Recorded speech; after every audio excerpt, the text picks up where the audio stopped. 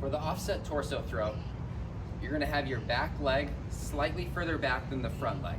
So if you're seeing this from the side, my back foot toes would be in line with roughly the middle of my foot, of my right foot in this case.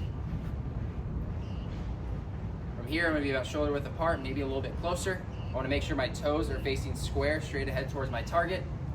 But what I'm gonna do is I'm gonna counter rotate into this hip without letting the foot slide out and without letting the knee bow out. Go as far as you can or until you feel tension without letting that foot move. So you should feel a little bit of a tension. Like for me, I don't have a lot of inter-rotation, so I feel it a little bit sooner. I feel it here. Once you get to that position, you're gonna let that heel come up on this back foot, or on this front foot rather. From here, you're gonna counter rotate and then throw forward. The key when you throw forward is we wanna think about taking that back hip around the front hip. Trying to make this as tight of a rotation as we can, so we're getting a little bit of that lead leg extension pattern working and really just getting you patterning to have that left hip rotate around that front hip. Once again, I wanna make sure I'm not getting too wide on this throw to where I'm just pulling this and I'm just getting this huge left to right turn. I wanna be as efficient and as tight as possible for this.